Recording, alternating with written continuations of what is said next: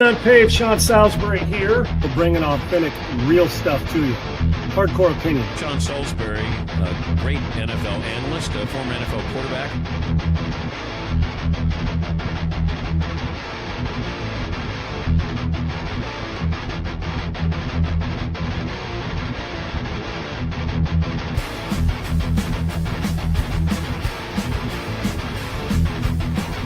To me, Tom Brady is the GOAT because he's done more with less than any player at that position we've ever had.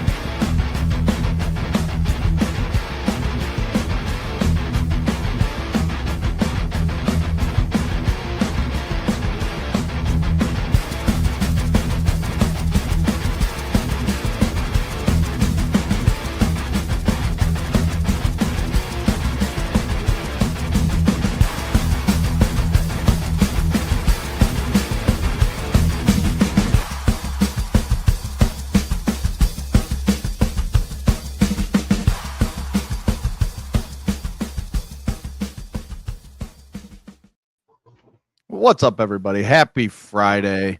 Sean, I'm getting text that those videos of you throwing touchdowns are AI. So don't shoot the message. Yeah, they're AI because they didn't show enough of them. Okay, they're AI. Well, don't limit the touchdown throws. Okay? You threw 0 touchdowns in your career, according to the people that are texting 10 years, no touchdown, AI. no Grey Cup, no completions, no NFL Player of the Week, none of it. But You hey, just who's lived an counting? AI life. That's all. Hell, if I did, I'd be a billionaire because I just start printing money like the government does and put it wherever I want. So right, that's how it works. That's right, man. How you doing today, dude? Good. We got a ton to talk about. We got a really won another bet last night. I mean, under in the Patriots. I mean, but who's counting that money either? I mean, good gracious. The Jets had it. I mean, I didn't bet the game. I would never bet with the Jets, but they had it. My pick would have been right. They had it down at the 6-yard line or whatever it was towards the end of the game. All they had to do was score, then they cover their 10.5 or whatever it was. And yeah, but if my aunt had balls, as I've told you, she'd be my uncle, dude. That's what betting is. If that was the case, hell, I'd have been a billionaire 40 times over if I got the 5th part of the 5-team parlay. Yeah, that's true. So close. So that's what it is. If we get close now, we win. Yes. Yeah, that's how I think it works best. We're gonna talk about that game in just a little bit because I got something that I'm done with when it comes to the New York Jets. We're going to talk some gambling. the whole franchise? Yes, the whole franchise, but one specific thing that I've seen enough of. We're going to talk gambling. We had the Chauncey Billups and Damon Jones and all that stuff happen a few weeks ago. Well, this story continues, and now it's involving college athletics. We've got a huge weekend of football with 4 really big NFL games, and then we got about 3 or 4 really big college football games, and then we'll do our 6-pack of picks as we do every single Friday, where we pick 3 NFL and 3 college games. But Sean, let's start with the gambling story. We knew in the Chauncey Billups and with the illegal poker games, the telling people who's hurt and that situation, 2 different cases there. Now we're adding in a third where a member of the Lucchese family, Joseph Little Joe Perna, basically had college athletes all over the country basically running little books. They run their own little thing, and 14 people arrested now among that involving college athletes. And again, we talked about when we talked about Chauncey and all them that it was just the tip of the iceberg. Again, this still feels like just the tip of the iceberg. Like they're just giving us little bits every few weeks of what's going on. And we've got the MLB accusations with prop bets, and Clase and Ortiz have both been arrested and, processed out, and they will face their trial in the coming months. It is just wild how deep this goes, how these families get involved with these athletes. And then once you're involved, you're never not involved again because they keep you under their thumb so well and they know what they're doing. But what's your latest take on 14 people arrested? Now it's involving college kids. Where do you go from here? This is no shock, and we're not even close to being done because where there's books, meaning these athletes are involved on college campuses. Yep. You're going to tell me that the only people they went after were the fraternity guys and sorority and that they didn't talk to their teammates and try to influence them. Right. And that every single athlete turned them down at a time when your buddies are getting NIL and you're not. And, you know, what is it? Probably 2% of the guys or 3% of the guys are making 90% of the money. Oh, so yeah. you're telling me that and you're saying, man, I'm getting shortchanged. I know how to make a little NIL money. Let's do this.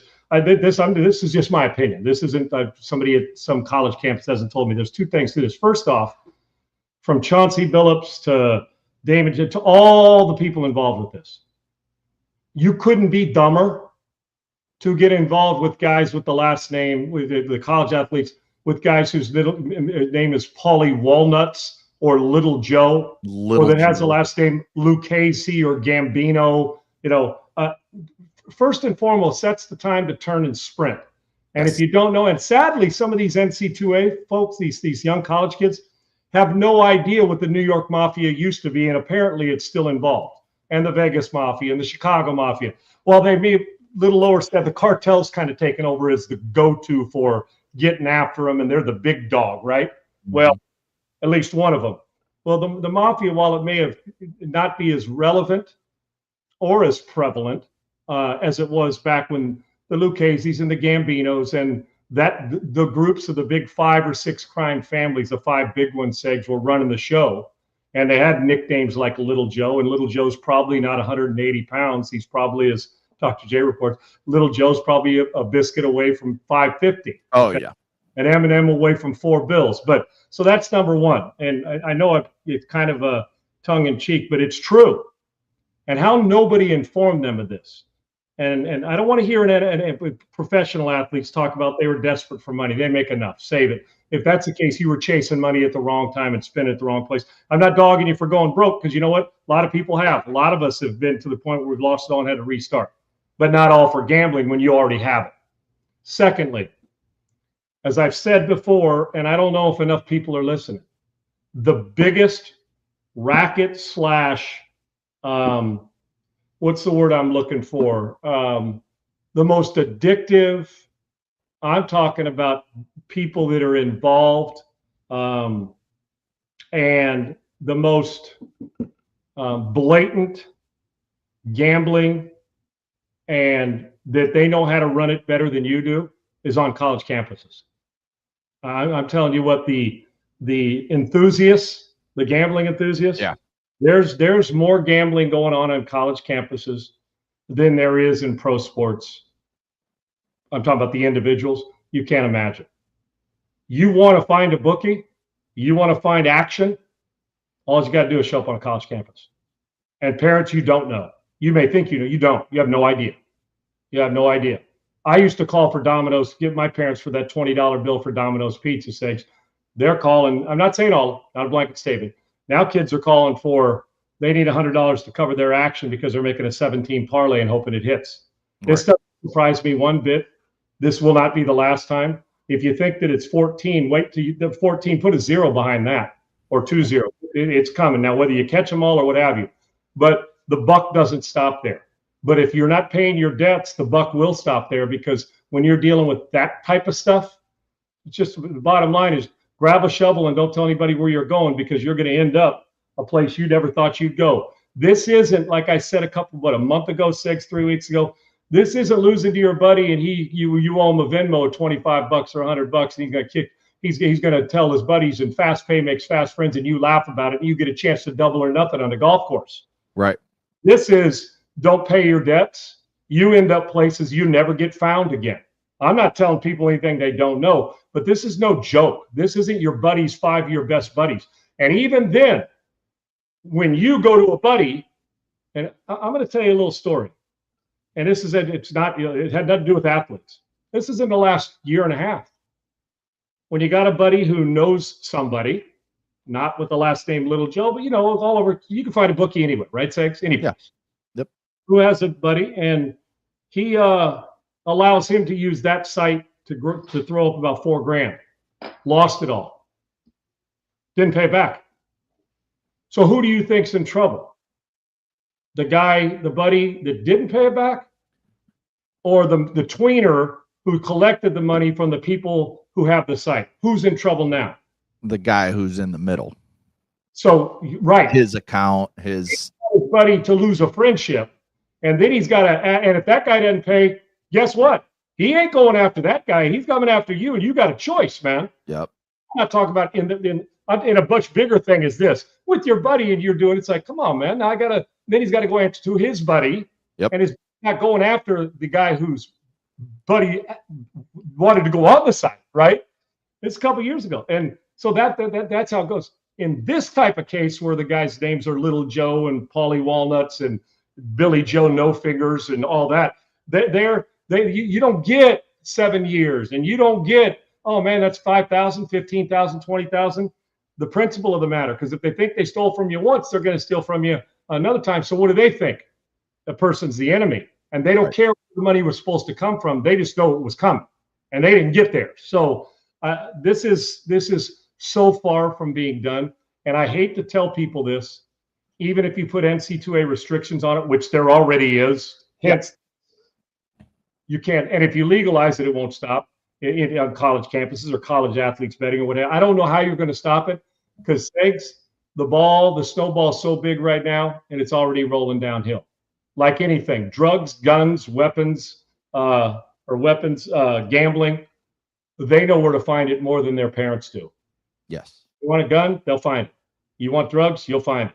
I'm not talking about the legal way. I'm a gun guy, legal way, and gambling. You go to Vegas or have a buddy put it down. You collect from him because he's sitting in a state you can, or using futures bets that are legal, But this way, sitting at a table and ripping people off and devising schemes and hiring athletes to go be your book on campus, there's an epidemic on college campuses of gambling, and it ain't going away. I'm just sorry to tell you, it's not. Yeah, there's a lot. Professors are smarter than the people that are the government that's running, that's trying to prevent it. Those kids, and they're in that love together until, of course, they got to ask their dad a 15th time for 25 grand because now they're in trouble. And then they go to the high to another level of it because, well, you saw our guy at SC running, the story of the documentary series. Mm-hmm. And once you're in, unless you get out cleanly, you're not getting out unscarred, whether that's mental, emotional, or physical. And we know that. Yeah, it's a lot of anxious, nervous college athletes right now that know they've done wrong, and they see these arrests, and they know they could be next. What would you think was going to happen? Right. What they think was going to happen? Eventually, now we got cousins, and cousins of cousins, and sons that are involved with those names you just mentioned. This ain't you and I betting on the golf course, Eggs. That's what or having a friendly $10 bet over whether SC beats Michigan, right? Right. That's not what this is, and it's not stopping here today with this, and it's not stopping with this report, because now they're digging the hole deeper instead of digging steps on the side to get out. That's the problem. There's always the people that think they're the ones that can get away with it. So beat the system. Always see it. Yep. That's right. Last night, Pats beat the Jets 27-14. Jets had the chance to score late, maybe make it interesting with an onside kick, but they failed to do so. Pats moved to 9-2, first in the AFC East, playing really good football, have a chance at home field in the playoffs if they could play well down the stretch. But the Jets, now you're 2-8, tied for the second worst record in the NFL. And Sean, the thing I am done with when it comes to the Jets and in the NFL, I'm sorry, Justin Fields is not a quarterback. He is a tremendous athlete. He is a gifted runner. He is fast. He moves with ease. Using him as a running quarterback is something that you should be doing. You can't live there, though, Segs. You just can't live running quarterback all the time. Right, exactly. Unless it's a 3 or 4 play package. You can't live there. This is 2 weeks in a row where you've looked in the third quarter and Justin Fields has like 40 yards passing. And if you're the Jets, you can't continue. And I know you don't really have that guy you can turn to and be like, okay, let's see what you got. But I'm sorry. I watched Justin Fields for years in Chicago. I'm a Bears fan. I watched every single snap he took in Chicago. I watched a lot of what he took in Pittsburgh last year with the Steelers, and now I've watched enough this year. I'm done with the Justin Fields as a quarterback thing. Again, tremendous athlete. If you can find a way to use him, great. He's big. He's 6'3", 225 pounds, moves like a gazelle. You can use him in different ways. Now, if he doesn't want to do it, he doesn't, Tim Tebow didn't want to make that transition to a different position, then I'm sorry, Justin, you're just going to work your way out of the NFL, because teams have to be looking at him, and there can't be a fourth team that says, I can take that guy and make him into a passer. It just can't be said anymore. He's not a passing quarterback in a league that you have to be a passing quarterback to win. You're spot on, Segs. And you said there's not a fourth team, but there will be. And you and I both know it. There will be. Now, it won't be for 15 or 20 million. He's about a season away from playing himself out of the league at quarterback. Now, there's a lot of layers to this. One, well, look at Darnold, look at Baker Mayfield, look at Geno Smith. They are all better throwers of the football, even when they were struggling. 10 times better throwers of the football. Right, no doubt. When Fields came out, the knock on him was progressions, getting through it, and can he be a pocket winning quarterback in the pocket? He's not. Even in college, people that dogged Lamar, which was stupid because the guy could throw it in college. He just needed more polish. He was a better passer, and look what he's turned into. He beats you from the pocket. He beats outside. He's elevated his game. But in most of our minds, there was never a doubt Lamar Jackson was going to be successful at the position. Right. It's not even just not being able to throw. Justin Fields has not had sustained success at the position. When you say, well, you know what, don't quit on him. Well, how long do you go before you not quit on him? And everybody's got an ego that think they can fix somebody. But I'll tell you what it's going to end up doing, getting coaches fired. Exactly. How many times can you say Pittsburgh? So we're basically saying that Chicago coach, and there are some that we could argue were bad coaches that didn't coach him right, no question. But so every guy on the offensive staff in Chicago was bad. Everybody at Georgia and Ohio State was bad. Everybody in Pittsburgh is bad, and now everybody with the Jets. Now, there's a lot of bad coaching going on, but you can't tell me that every single guy that coaches or does something doesn't know how to teach football. If that's the case, then what an indictment and a horrible thought process it is for the NFL. That being said, when does the player take accountability? I think he's a spectacular. It's crazy because early this season, I saw some improvement from his throwing, but it's sustained improvement, Segs. There's no doubting his skill set. But if you can't throw it accurately on time and get through your reads and progressions, you will not last at this position. You just won't. So whether it's moving a position or he just wants to be that guy that you got an emergency backup that can play quarterback, but not excel at quarterback. There is a big difference. It's like listening and hearing. Segs, I hear what you're saying, but I ain't listening to you. He's a great. See, we continue to refer to him as great athlete, quarterback second. When I talk about Lamar, I talk about Josh, I talk about Mahomes, I talk about Sam Darnold, hell, Drake May. What are we saying now, Sakes? Those guys are quarterbacks first. Warren Moon, quarterback first, athlete second, and he was a great athlete. We are at the point with him, we've never, ever, ever said great quarterback who happens to be a spectacular runner and athlete. Listen, you go in a pair of shorts and T-shirt and play catch on the field and watch him do his thing, you'll walk away from saying that cat's special. Because, I mean, I'm talking about just with your buddies, right? But all the things that go into quarterbacking, he has not improved consistently at the position. And no quarterback's going to sustain success that's a run first, throw second guy. Throw first, run second guys that are really good, the Lamars, the Josh Allens, those guys can do it because they can beat you with accuracy. They can beat you with arm strength. They're beating you with their mind. And then when all else fails, they're destroying you with their legs as well. He can destroy you with his legs. He can destroy you with his arm strength. And he can also destroy his own team with his arm strength and throwing it in trouble.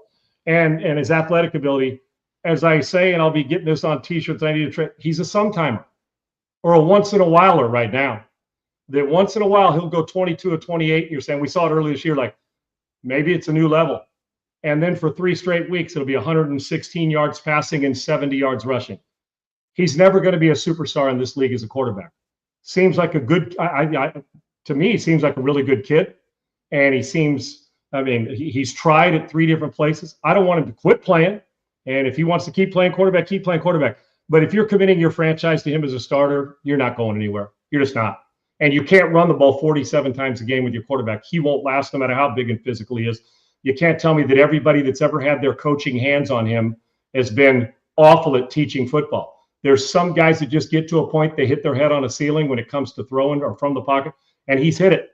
He may break through once in a while, but you want your starter to be a once-in-a-while guy or an all-the-time guy. And so put it this way, Josh or Lamar or Matt Stafford will have a once-in-a-while game where you're like, damn. But 14 of them are really good and 2 are average or whatever. Yeah. It's the other way around here. It's 12 or, wow, that's awful. 4, man, he shows potential, flashes of it. And then 1 or 2, you'll say, damn, he looked like a player today. But he's never playing, he's never taken your team to a postseason championship, and he's never going to lead the league in yards, passing, percentage, any of those stats you love, or wins. It's just a fact. Tremendous skill set.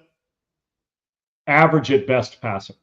He has 4 games this year where he's thrown for 27, 45, 46, and 54. And 2 of those games, he was the only quarterback that played.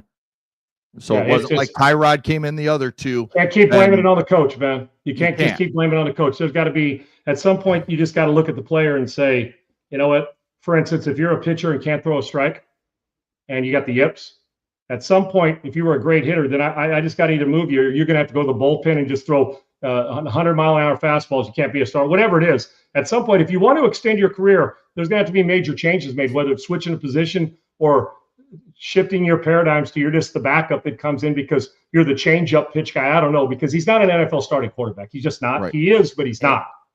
And by the way, those uniforms are fire. The New England Patriots, just to get off it, they were awesome. And I know we'll get to them. The New England Patriots, Sigs, before you get back to it, this is a team with a whole bunch of substance. There's nothing they don't do well enough. And they're not even overloaded with 15 skill set players. I mean, Henderson, they're getting better. You saw it, Stephon Diggs. This team's real. This is not this is substance. And their quarterback is one of the 3 or 4 at worst best throwers of the football consistently in this league already. And that's all 32 starters in the league. But back to the Jets.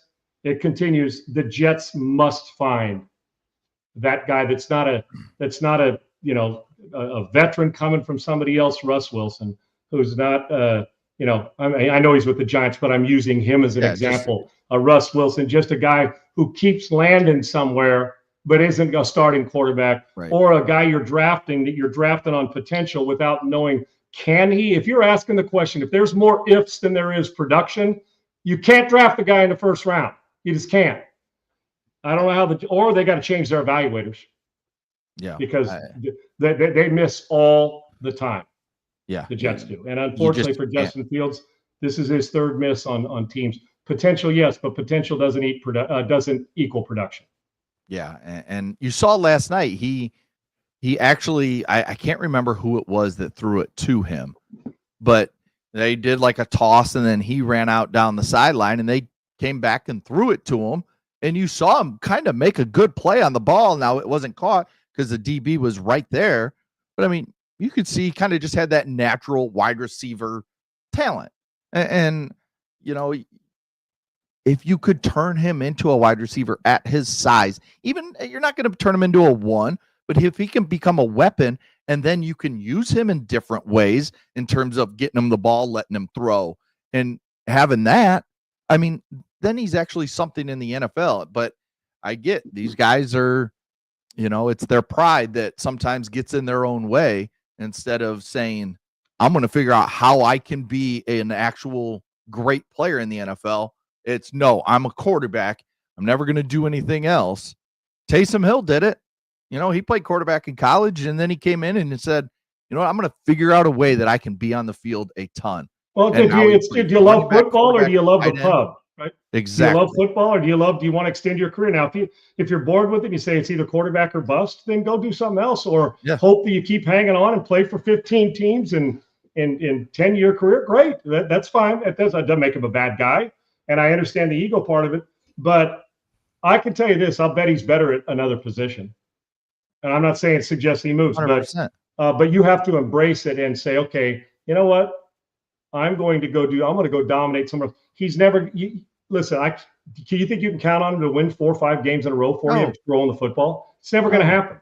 And if it's never going to happen, there's guys that are played a year that are far better at the position than he is, meaning in the NFL, maybe not as gifted, but being physically gifted doesn't, and smart and have a high football IQ, all that doesn't equal being able to throw the football accurately, on time, and consistently like the great ones in the league. Runners first, throwers seconds don't win consistently in the league. They just don't. If you can't throw first from the pocket on time accurately, you'll hang around if you can extend plays, but you're never going to get where you want to go. And to think there were dumbass Bears fans that wanted to keep him while having the number 1 pick and trade it away again like they did the year before and get a haul of assets, which they did when they traded to Carolina and gave Carolina the first pick to take Bryce Young. There was people that wanted them to do it again. Keep Justin Fields. Do it again after he struggled that season and not take Caleb Williams or Drake May or Caleb Williams is 10 times better quarterback. I didn't say 10 times better quarterback than Justin Fields already. He already is. And the truth of the matter is, even if Justin Fields was with Ben Johnson, the result wouldn't be the same. It just wouldn't. It would not be the same. Ben Johnson wouldn't have taken the job with Justin Fields there. That's the if he did, Justin Fields would have been traded while Ben Johnson was there. He would not. Yes, he would not be Ben Johnson's starting quarterback. Correct. Right. Correct. Looking at some big games this weekend. First one, Tampa Bay at Buffalo. What does Josh Allen and company need to do against this Bucs defense to we haven't seen the big explosion from the Buffalo offense enough this season that I think's kind of held them back, kept them in some games they should probably won by 2 scores or more. What do they need to get going in terms of Josh Allen and the passing game and everything like that? Segs, they got to be a 3-dimensional team. I'm talking about on the offensive side of the ball. And you say, Sean, how do you have 3 dimensions? Well, I use the quarterback's feet as the 3rd dimension for them. Gotcha. Right now, as good as Cook is in Buffalo when he's running it, if he runs it great and Buffalo's quarterback position plays average, Tampa Bay will beat them in their building.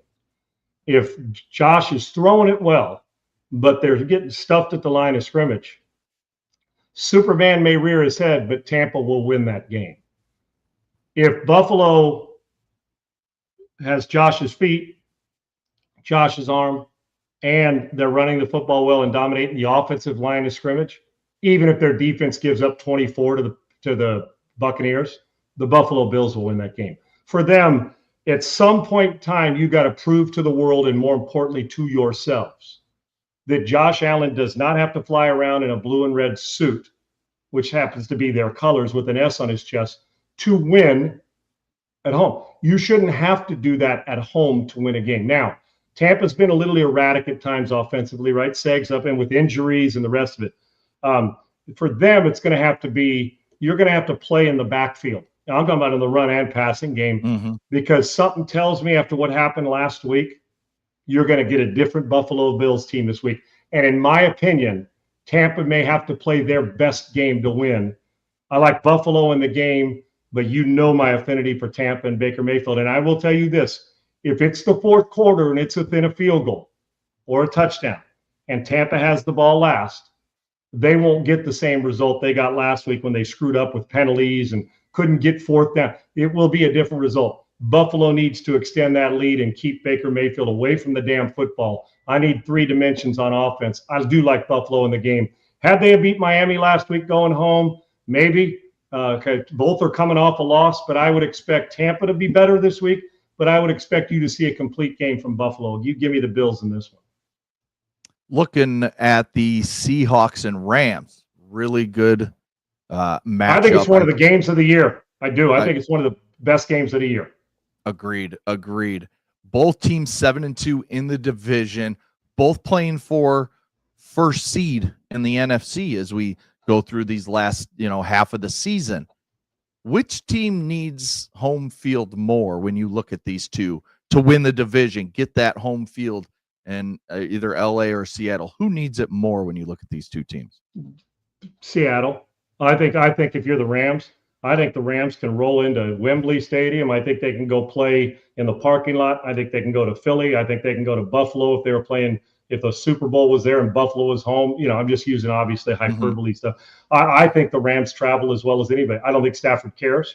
He can throw it in bad weather, good weather. They'll run it. They're committed. Again, their front gets after you. To me, the Rams will travel better. While I love what the Seahawks are doing, I just trust where the Rams have been more than the Seahawks. And now and here's something that I'm hoping's out of his mind on the other side for Sam Darnold. In Minnesota last year, he picked the two worst games to have his two worst games against Detroit for the division and in the first playoff game. And it's not just on Sam, but we always say, what happened to the quarterback? Right. Had he put it this way, they beat Detroit and he extends them and they win the playoffs and they go and win another game. Sam Darnold's your starting quarterback in Minnesota still. Yes. I wholeheartedly believe that. But it went on and he's been fantastic. Hell, if it's not for the way Stafford, Drake Mayer played, you could say Sam Darnold's having as good as any season. And what he's done to uplift Seattle's offense, and they're physical in the run game. I think this is a friggin' great game. I think here's the difference, Segs. If you can get Sam Darnold in LA to hold, and now don't discount, Sam played some of the best football in the world when he played there at the Coliseum right there in LA. So he'll welcome and enjoy this. If you can get to him, because the one thing Sam still has in him, but not as bad, and he's been so great at protecting the football. He trusts his arm as much as Stafford trusts his. And if you get to him and you're down a little bit, maybe the Hawks are down 10, but still in the game, if you can force him to try to throw a ball into a window he probably shouldn't. I love his guts, that's the reason for his uprising, Segs. His guts are still there, but he's done a great job of, I'll get that one later, check it down. Oh, that's there, and let it rip. He's taken hesitation out of his game. But if you can play in the backfield and hit him a few times and maybe get up, he may try to take a shot that can be the difference in the game. Now, if he takes a shot and you're late getting out of your back pedal as a defensive back, Darnold will destroy you because that ball comes out in a hurry. I like the Rams in this game, Segs. I do. I think the Rams are playing Super Bowl football, and of all the teams, Patriots included, I don't know how we don't think this team's as good as any. Win or loss column, be damned. The Rams are really friggin' good. The Seahawks would need home field advantage more than the Rams, I think, to get to February.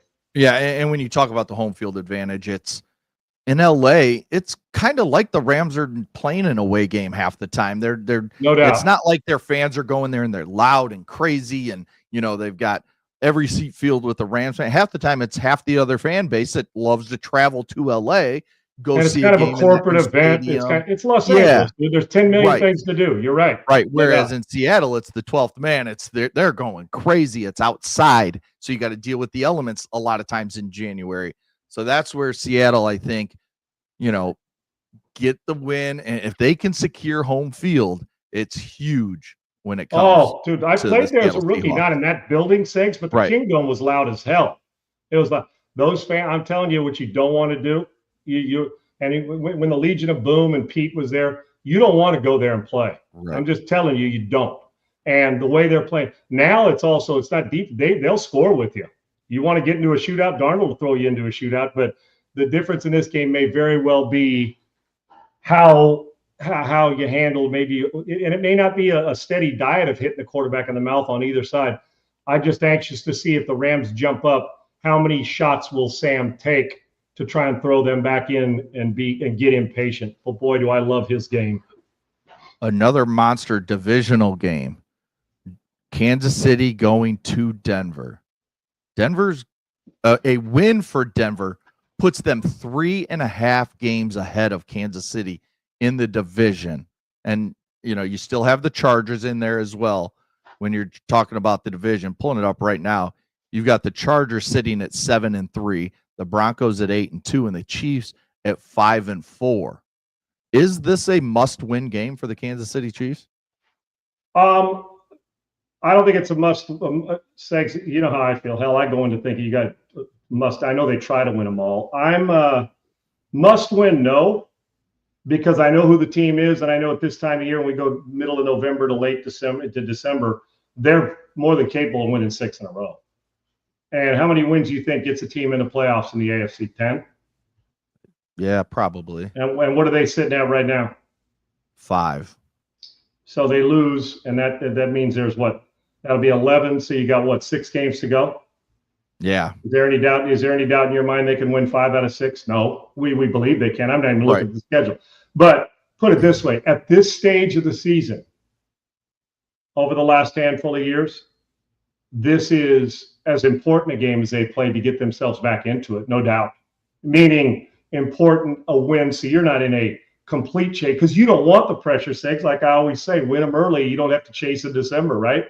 They'll be in a chase one, and maybe that's what's best for them, because when we all left them for dead, they got healthy and started playing really good football. I actually expect them to win the football game. I do. I think they are going to win the football game. But I can tell you this, and because when all gets down to it, as much as I love some Bo Nix, give me Mahomes in nut cutting time, even though Denver knows how to take care of their business. And the best matchup in this game has zero to do with the quarterback position. It has everything to do with what offensive line is going to give their guy a chance and move the pile. Because one thing I know this, and you could expect Andy to run a bunch of screens, Andy Reid, and get the ball out quickly, because they will feast on this. And I'm telling you, they're not going to back off on it. You let Mahomes sit back there and hold the ball, and those speedy receivers get into space, forget it. Advantage in that case, even though I love Spags, and he'll have something for Bo Nix, Spagnuolo will, advantage Denver, because they are getting after it. So as close to a must-win without it being, if you lose, you're eliminated for the Chiefs, at least their psyche, Segs. But you're not going to tell your team, if we lose, we're out of it. But mentally, I think they go into this approach. I think it's going to be a hell of a game. I actually think it's going to be low scoring, even with the Mahomes at Kansas City. This is like 20-17 for me. But give me Kansas City in a close one, because right now, as much as I love Bo Nix, and I like his guts and his balls, but not literally his balls, but that he's ballsy. But Mahomes in these games usually finds a way to win. Yeah, and looking at the playoffs, where Kansas City stands now, I think they still feel comfortable, even with a loss, because right now they're battling. It feels like the top 6 are kind of in. You got the Patriots, you got the Colts, you got the Broncos, you got the winner of the AFC North. So I think, we all expect Baltimore to kind of jump the Steelers and take that division by the end of the year. They're Lamar better than all 3 other teams right now. Yeah, no doubt. Lamar is playing this week, so after sitting out a couple practices. Then you've got the Chargers, you've got Buffalo. So then it's that 7th playoff spot, and it really looks like it's going to come down to the Chiefs, the Jags, the Texans, and most likely the Steelers. And which team do you trust out of those 4 right now? I think it has to be clear and away the Kansas City Chiefs. Do you trust the Steelers? I don't. They don't have any weapons. Do you trust the Texans offensively? No. Hell no. They got away with one last week, but damn. And then you don't trust the Jaguars because you saw what you saw last week, and you don't trust their quarterback. So listen, if you're putting that futures bet on these 4 or who's going to get to the playoffs, I think you know that answer. Yeah. And I think you do. Now we look at tougher divisions and the rest of it, but even in divisions that aren't very tough, the New Orleans Saints can go beat the Carolina Panthers, right? With a rookie quarterback starting when Carolina started to get better. So, I mean, it's all over the place. But, yeah, of those 4 teams you named, I trust the Texans defense. I don't trust the Jags overall at all. And I don't trust the Steelers right now offensively or consistently on defense. I just don't. Kansas City, I trust on both sides of the ball, even though it's been kind of a sluggish season for them at times. They still look more like the Chiefs that know how to get to the playoffs. Give me them. Yeah. Then last but not least, we got Sunday Night Football. The Detroit Lions, they're 6-3, tied atop the division with the Bears. They go to Philly to take on the 7-2 Eagles, who, as we talked about yesterday, A.J. Brown, not happy, says the offense isn't clicking. Things aren't going well for this offense, yet they find themselves 7-2 atop the division in the NFC East. 7-2, just like Seattle and the Rams, trying to get that top seed again, to make teams come to Philly, who do have a home field advantage when they're in their stadium there in Philadelphia. So what do you like about this game? And do you think the Philly defense can slow down the Detroit offense? Dan Campbell calling plays. I think the run game for Detroit is going to be monster this week. I do. And I'm talking about like 3rd and 6, you run a draw or you get that you don't shit can the run game on the road because it's 3rd and 6. Philly knows how to win, dude. They just do. But I tell you what, Detroit's defense will fly around. I actually think Detroit can go in there and win this. I rarely would pick against Philadelphia at home when they're who they are, and at times, teams rally around when guys, one guy's mad and they're fighting and the offense isn't good and you expect it. But I think Detroit's defense can give their passing game some trouble. And when are you going to say that you would pick Detroit's run game over Philadelphia's run game? 2 of the best in the league last year. But, you say, well, Saquon Barkley. But in truth, with Montgomery and Gibbs, they're not taking a backseat to Philly's run game. Right. No, not at all. I'm anxious to see Philly's energy offensively and Detroit's ability to make sure that Barkley doesn't have a breakout game, and see if in a throwing match you're going to favor Goff. Yeah. You just are. And you just are, even though Jalen knows how to win. So I'm kind of seeing it. I'm looking forward to seeing what Philly is. But I'm going to tell you what even sticks out more to me in this, Segs. And I know people say, it's too early to be thinking the emotional and mental impact of a game. I think it's extremely important for Detroit to prove to themselves, again, that they can go on the road, a night game in a hostile environment, because there's a chance these two will see each other again, or they'll be on the road somewhere. It doesn't even matter. I'm not even talking about the weather. I'm just talking about the psyche of, when I say Detroit indoors, you know what everybody says? They got to win there or they're not winning. I'm talking about through the playoffs. Well, we know that they can go on the road and throw it. And I don't even know what their record is on the road this year. I didn't even look. But it hit me, and I thought, well, are there certain games that psychologically a winning in a certain way in some place? I'm not even so sure that Detroit wouldn't love to win this game 17-10 in a slugfest fistfight, so they could prove we're just not pretty on the edges, dude. We can, and we know their offensive line's good, but we could beat you that way too if you want to get into one of those body blow games. Right. I think psychologically this is important. They may not tell you. They'll say they don't care where they go, like all teams do. But I know, having been in a cold city, but playing indoors and then going on the road, that not even the cold, the impact of going into somebody's building when you're an indoor, and what everybody's saying about you, to dispel that and beat them away that you didn't score 35. Yeah. I mean, 2 years ago, if you didn't score 35 as the Detroit Lion, or 3 years ago, you weren't winning. But now, can you get into I can't hit him in the face, man. This is a defensive fist fight. And if they go on the road and win one of those in a very difficult place in Philly where the fans are going to be passionate, I think it would be psychologically a huge win for Detroit moving forward. They switch, different play caller, all that.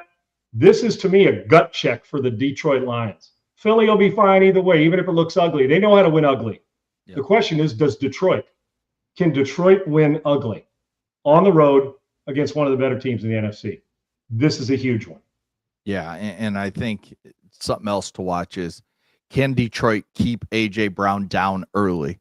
Because you feel like he's getting to that point. Mad on the sidelines. Yep.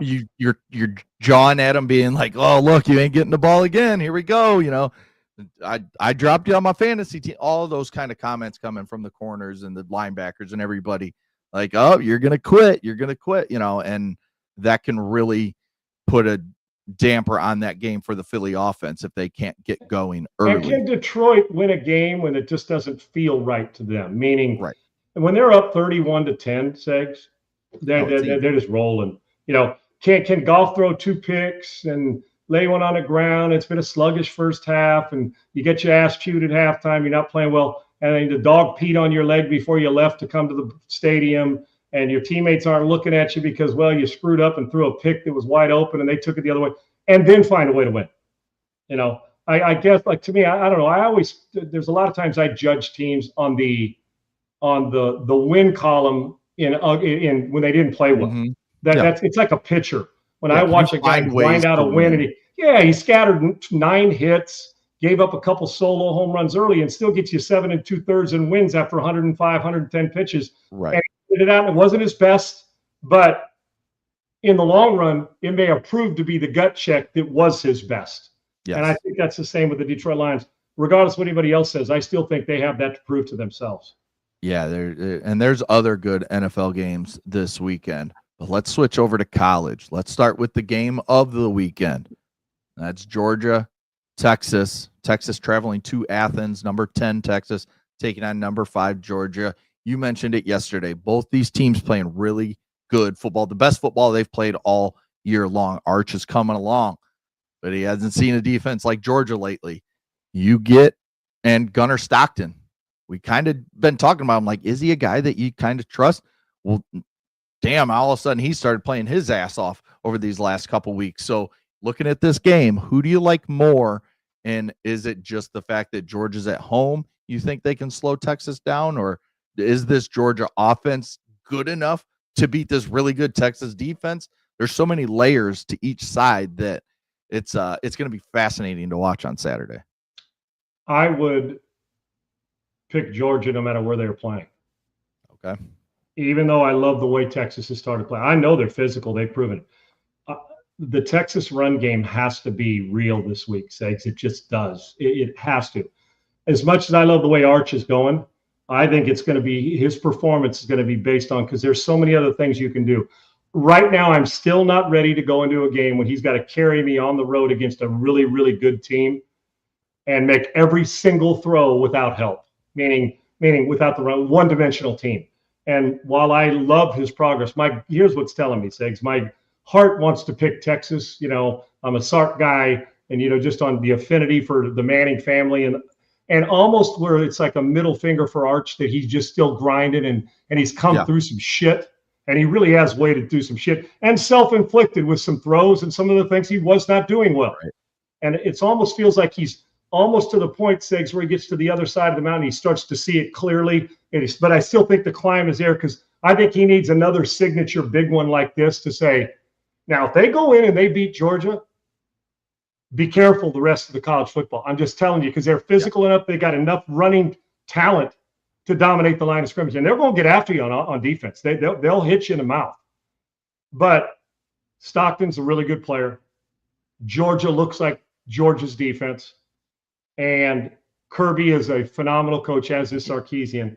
I just think the overall physicality, and while both are physical, I'd pick Georgia on the road, no matter where they played.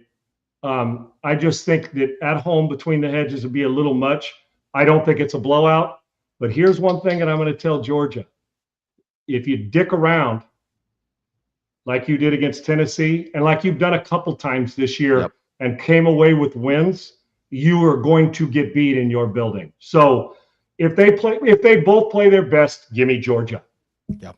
But if Georgia thinks it's going to be one, hey, we'll just kind of hang around and make this a late run. No, they need the physicality they had a couple years ago when they went after Quinn Ewers, like I said yesterday, when they hit him from the opening snap.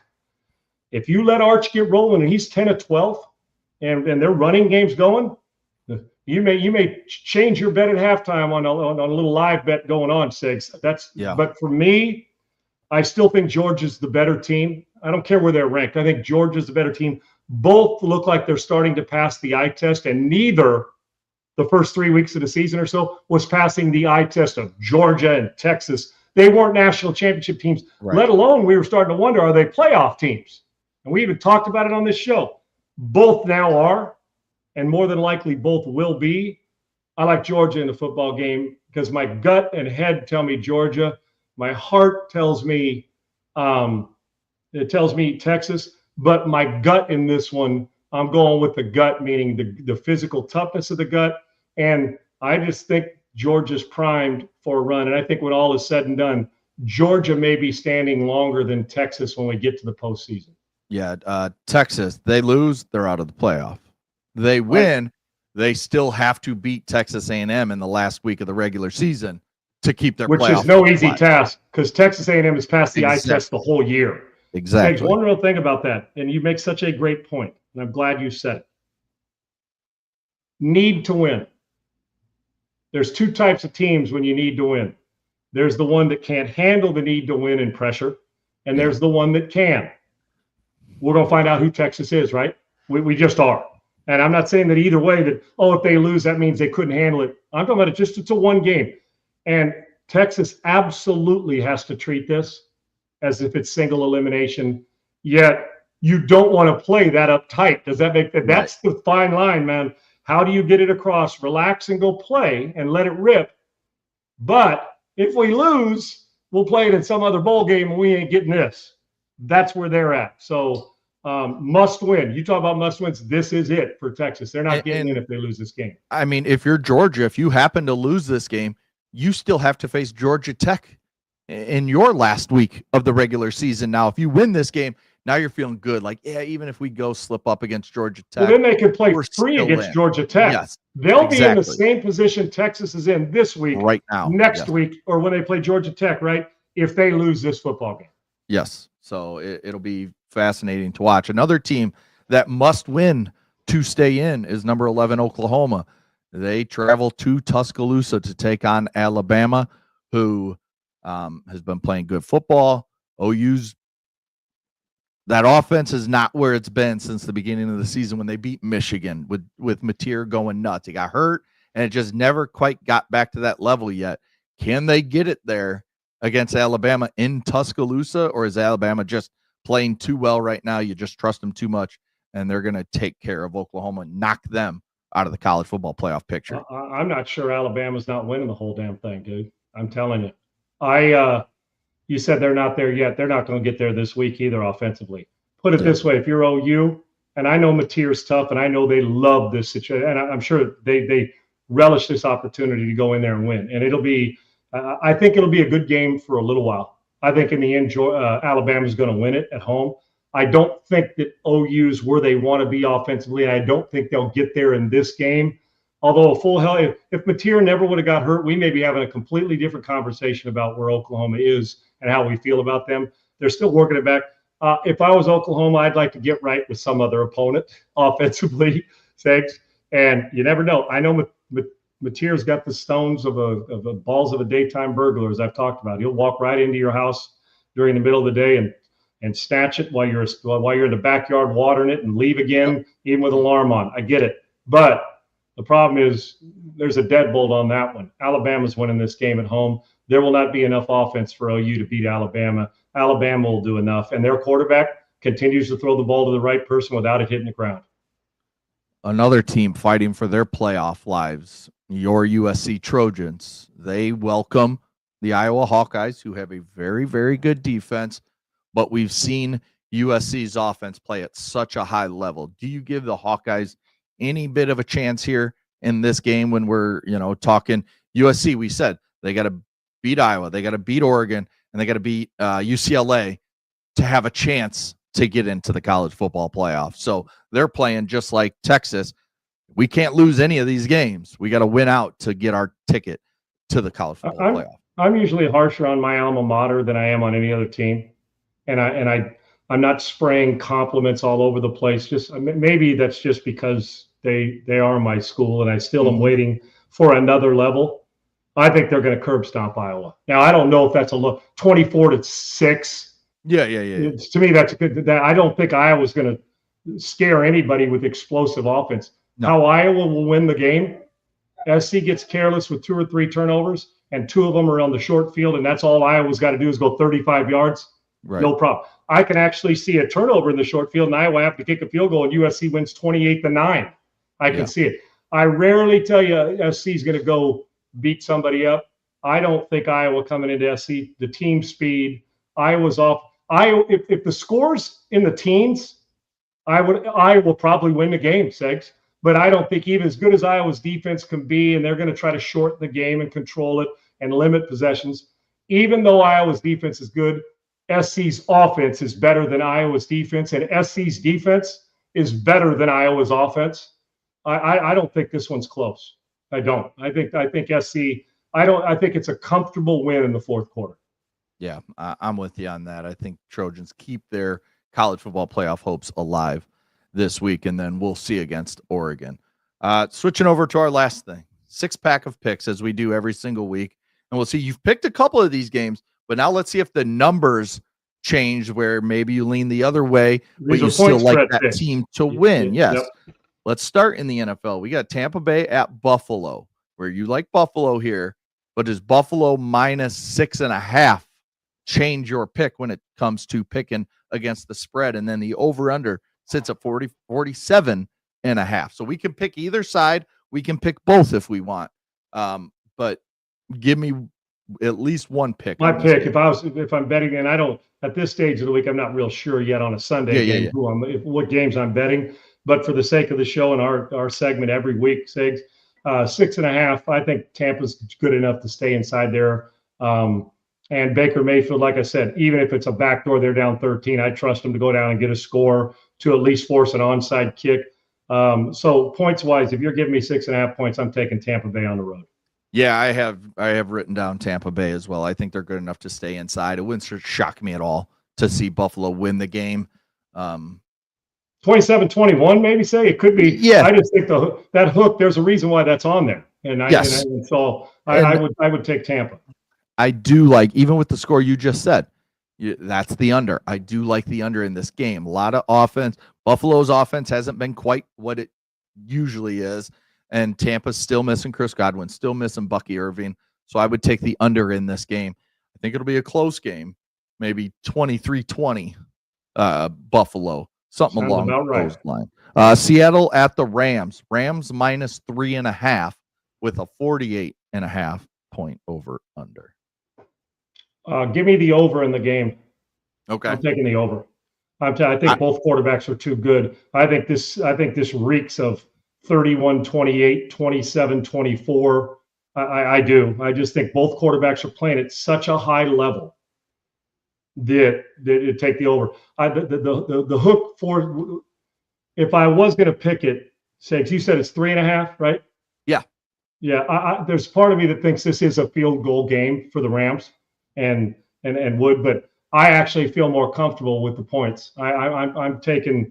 I think the Rams are going to win the game, but I think at halftime it's 21-17 type game. I think I'm going the over. Quarterback play is too good for both of those. And there's rare we'll run into two teams who are saying, the quarterback play, even though they're big names, is too good. I think the quarterback play in both of these, and you may even see both these quarterbacks with the guts they got, the arm trust, throw a pick six and still overcome it and win a game. Yeah. There may be a defensive touchdown in this game. I like the over in this one. Right now, sitting at minus 3.5, I do like the Rams just enough to give up the points and say that I think they're the better team. Seattle on the road. Yeah, not a true road game in LA, but I think on the road, I'll take the Rams minus the 3.5. All right, Sunday Night Football. Detroit at Philly. Philly minus 2.5 with the over-under sitting at 46.5. Under, I'm picking both. Under, Detroit wins outright. Ooh, okay. Detroit outright. I'm staying away from the over-under. I would not bet it with my own money. Yeah. I just think that I'm just concerned about stops and going and shortening the game with the run game and inbounds. Now, we know Detroit's capable of hanging 40 on anybody. They ain't going to hang 40 on Philly this week. That ain't happening. I'm going Philly minus the 2.5. I think they're going to make a concerted effort to really get A.J. Brown and Devontae Smith the ball this week. And then I think Saquon can use his speed to the outside against this Detroit defense that's good up the middle. And the other thing I like about Philly is against Detroit likes to get after the passer. Jalen Hurts is so good at moving and still getting the ball down the field, or the screen game to Barkley, that kind of stuff. I'm taking Philly. And I think I just kind of hope that they lose and the Bears win and they're in first place in the division. Right. My biggest concern for Detroit is that very thing, and it's the two of them. If you're going to blitz or get after Jalen Hurts, don't miss. This is a big, strong dude. You better bring him to the ground, because he'll extend series and plays and give you 3 more, which means 3 less plays, 4 less plays, a series less plays for Detroit. Because Detroit likes to play and get their 65, 70 play. They want to get all those plays in, because they can score from the parking lot in the locker room. And even if Barkley doesn't run inside, I am concerned about him in the option game and in space catching the football. Yeah. So if you blitz and you run a hot read and get him in space with a linebacker or a safety, and you got to tackle him, advantage Philly. But on the other side too, there's nobody in the league that gets to the edge quicker than Gibbs. So you're going to have to. And if you let Goff sit back there and hold the football and don't rush the passer, he's going to give you all you can handle as well. I'm just going on this. I like Detroit, like I said, with the money. I'm taking Detroit straight up in this game. Although we come out of this on Monday, Segs, and you say, man, Philly got him. It was 21-17. It will not shock me because Philly always finds ways to win. But I think we're going to see a little bit of different moxie from Detroit in this one on the road.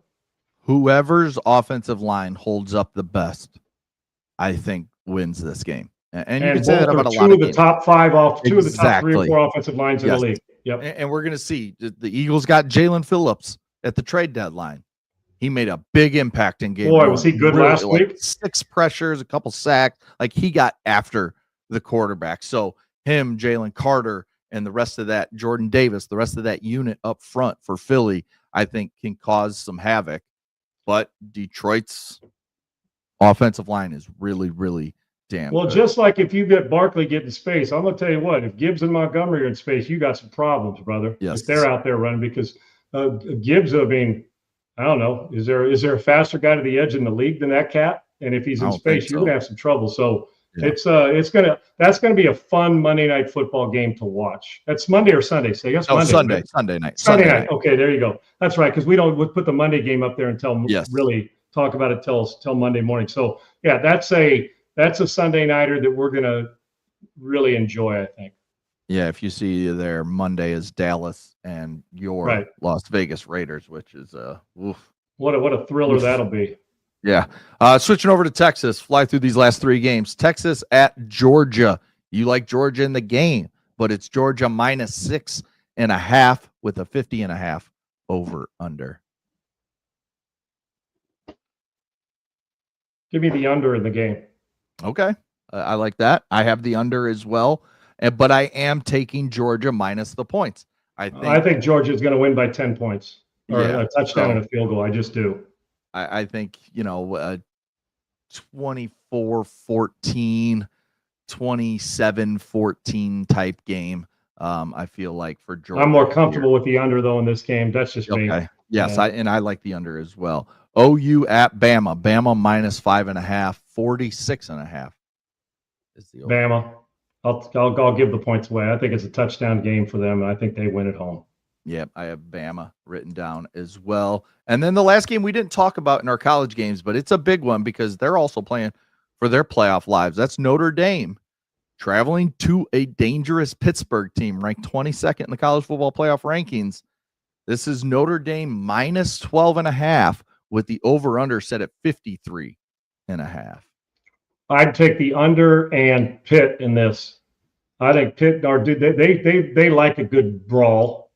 I think Pitt's going to hang in there. Notre Dame will end up winning the game. I think if you're just choosing, if we were just choosing straight up, but yeah, I like the under, little physicality, and I like Pitt. I think maybe a 10-point game, but I think that's a lot of points for a team that still has playoff hopes alive. If you're Pitt, they still do.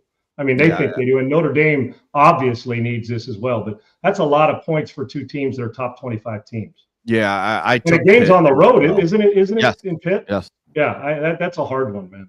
Yeah, I would take Pitt. Pitt would be my choice in this. Yeah, I'm taking Pittsburgh as well. I think Narduzzi and company. I think they have a chance to beat them. Not only just be inside the number, but they have a chance to beat them and knock Notre Dame out of the college football playoff, in my opinion, with their 3rd loss of the season. I think this is a dangerous game for the Fighting Irish. For fans that are looking at the betting line, if you haven't seen Pitt play, I would not get real comfortable. Yes. I mean, take a look, go back, watch a few highlights or something, because it seems awful high, which makes me a little nervous because where the line is. Segs, you're a 12.5-point favorite on the road, and the team's a top 25 team. Yes, I don't think Narduzzi is he's going to chew on his team to get them ready to play. They're going to be physical enough. Notre Dame will win in the end, I think, but I give Pitt a chance as well. That just seems like way too many points, Segs. I like Pitt in the football game. I agree. All right, well, that'll do it for our 6-pack of picks. That'll do it for us today. We'll see if any more gambling news comes out. Any more arrests made, maybe some college athletes named. See who's been doing this, what colleges it is. But again, it can be anywhere, and it can be any school. It can be small schools. There's a lot of schools out there that gambling, like you said, is very, very prevalent. Segs, also next week we'll talk, because I'm anxious to see where he ends up. Under Armour's company is in a little flux, is a rough situation right now. And Steph Curry, after all that, and his own shoe, and his shoe, I believe, is traveling with him. Yes. His brand. Under Armour and him parted ways. At this stage of his career, I'm curious at this stage of his career if a Nike or an Adidas or somebody else jumps in and offers him, I think he's got equity in Reebok as well. And I'm assuming that stays. I mean, the equity stays. It's your equity. I mean, I would imagine the contract, it doesn't matter where he goes, he still has equity in Under Armour. So I'm curious to think how big this deal will be, or is his biggest shoe deal past him yet at this stage of his career? Yet he's still so friggin' good. Hell, if I'm the next one, I ask him to put a golf line too. The guy loves golf so damn much. You can double capitalize, have him put a golf shoe out there or whatever it is, because he's just a phenomenal athlete. And by the way, speaking of athletes, we talk about the greatest athletes in the world. You know who may be as good an athlete as there is in the world right now? Is Mookie Betts, dude. The guy can dunk basketballs. The guy like bowls 300. And if you've never seen his golf swing, check it out. The tempo, it's like, dude, everything Mookie Betts does, he's great at. Yeah. So it just hit me when we were talking about, these athletes and Steph Curry and his shoe deal, that Mookie Betts just, you watch him, it's like, put it this way, when you watch him play, if you don't know what sport he plays, you're thinking, oh man, this must be his offseason. He plays point guard in the NBA, or when he goes up and dunks, oh man, a golfer. Man, I wonder where's he at on the money list? He's just so smooth with his tempo, but he's a fun watch too. I love seeing these great athletes that can do it all. I'm curious what kind of big money Steph Curry is going to get with this shoe deal. Real quick to end the show, Scooble Skeens, your Cy Youngs, Ohtani unanimous MVP. Aaron Judge slightly. He had 17 first place votes, 13 second place. Cal Raleigh had 13 first place votes, 17 second place votes. Aaron Judge is your AL MVP. Did they get it right? Skeens and Scooble, no brainer. Yes, they got that right, in my opinion, Segs. I don't know if you feel the same 100%. way. Yeah. The Ohtani thing, no brainer for sure. I know of Schwarber, but I mean, with Ohtani doing both, the Schwarber thing. And who finished second? Did Schwarber finish second or third? I didn't even see that. Honestly, I didn't even see it. I didn't even look at the results. I just looked at the winners. The Judge Raleigh thing, it's arguable. Yeah. The batting average for Judge, right? Home runs, RBIs, they both got theirs. Batting average, Judge, but Cal Raleigh defensively. So I don't know if they gave him that extra lift, because then they'll just give him a gold or a platinum glove because the pass balls don't happen. He's great there. Right. I'm not arguing either one of those when it comes to the MVP in the American League, because Judge played great baseball and a triple crown candidate a lot of the year. And on the other side, Cal Raleigh was phenomenal. I kind of would have liked to see Raleigh, because he unprecedented doing what he did at a catcher position. I don't know if he can repeat that again, those numbers. Judge can. It's just such a wear and tear on Raleigh. I had a little bit of favoritism toward Raleigh. And one thing I love about all four of these candidates, all great dudes. Yeah. No, not big self-promoters. All of them respect the game and went about their business. I can't say Judge didn't deserve it, and I can't say that Raleigh didn't either, but he finished second. If you're going to lose it having that kind of season to a guy. Normally, Raleigh would have been a unanimous win for Raleigh. It would have. He just ran into a guy that plays in New York, who's a great dude, but also a phenomenal baseball player. Yeah, it was an incredible season by Cal Raleigh, and you just wish he could get that MVP, because no Judge question is. It's going to be hard to repeat those numbers as a catcher. It just is. It's Stud, just though, tough man. to see. Yep, he is. I see that name up there, Ramirez. Hey, how about that guy, dude? If you say what guy over his 20-year career, when it's all said and done, finished in the MVP voting 17 times? Yeah. The most consistent, unheralded player in baseball, and it's not close, is Jose Ramirez. Period. Yes. Completely agree. All right, make sure you please like and subscribe to our YouTube channel at Unpaved Sean Salisbury. Follow us on Twitter at Sean Unfiltered, at Adam G. Sager, at Unpaved on Rumble. Thanks to Triple E. Thanks to Laura. Thanks to Bailey. Thanks to all of our listeners and viewers. Enjoy the football weekend, Sean. We got a lot of games to cover on Monday. And we'll have JB join us on Monday.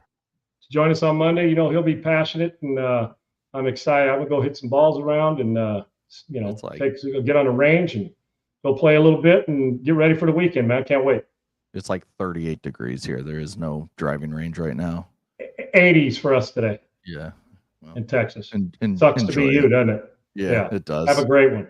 Yeah. Good stuff. All Great right. week, brother. We'll be back Monday, 1 p.m. Eastern, noon Central. Talk to you guys later. Peace. UNPAVED, Sean Salisbury here. We're bringing authentic, real stuff to you. Hardcore opinion. John Salisbury, a great NFL analyst, a former NFL quarterback.